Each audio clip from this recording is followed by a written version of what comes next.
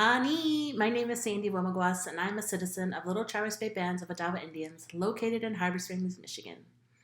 To show you visually where that is, I'm going to do what every Michigander does and use my hand. And so I'm going to tell you a little bit about Michigan geography. Down here is where Detroit is, and I'm from a place that's all the way up here at the tip of the ring finger. That's where Harbor Springs is located. I'm currently a PhD student at U of T. More specifically, I'm in the doctoral stream of the Social Justice Education program at the Ontario Institute for Studies in Education, also known by its acronym OISE. This September, I'm starting my 5th year in my program, and I'm happy to say that I'm finally a PhD candidate now, which really means I get to change my email signature. The Indigenous Education Network asked me to make a little video giving incoming Indigenous students at OISE some tips and tricks to grad school, and I thought really long and hard, and then I thought longer, and I've come up with 5 tips.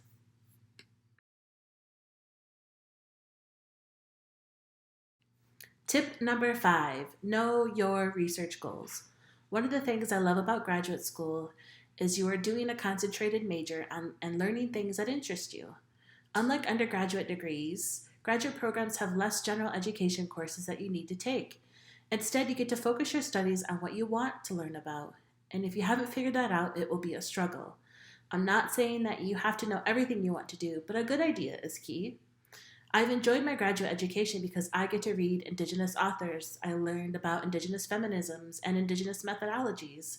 And yes, it is a ton of reading and writing in a graduate program, but you're reading and writing about your interests, not someone else's, so that makes it much more exciting. Tip number 4. Learn to read quickly and take good notes. Reading quickly is not about absorbing every word. Reading quickly is to learn to scan for important concepts and make sure that you understand those fully. This can be done with highlighting or underlining or side notes. It doesn't really matter how you identify them. It just matters that you figure out a system for yourself and use it generously. The more you do it, the easier it will become because it's a practice.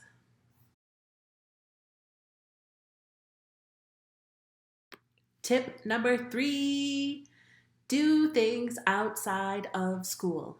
Grad school is intense, and it's important that you plan downtime for yourself. It can look like exploring new foods and your new city.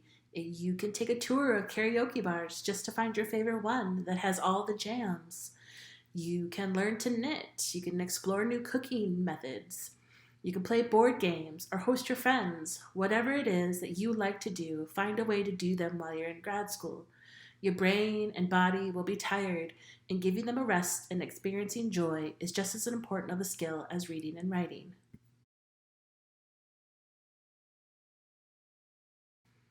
Tip number 2, build your community. Many of us move to another city in order to attend graduate school, and it's important to build a community around yourself while you're here. What that means is get to know your classmates, get to know other students in your program, and get to know other Indigenous graduate students that may be in different faculties. Build relationships with your professors and your supervisor and the staff working in your department, because oftentimes they're going to know the answers to your questions before your supervisor will. At OISE specifically, you can meet Indigenous students, faculty, staff, and community members through the Indigenous Education Network, or as we like to call it, the IEN. They do events and programming throughout the year. More broadly at U of T, you can meet other Indigenous folks through the First Nations House and the Center for Indigenous Studies. Expand your network to also include faculty and students from other schools by going to conferences and presenting and really getting to know other people's work.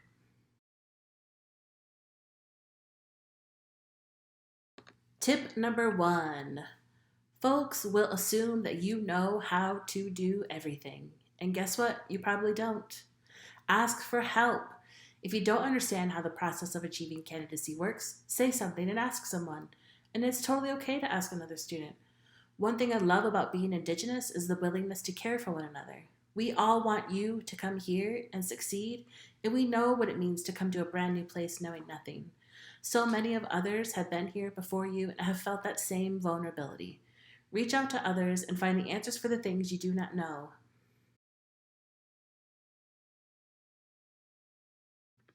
Surprise! It's the surprise tip. This tip is the most important tip. Get your mind right.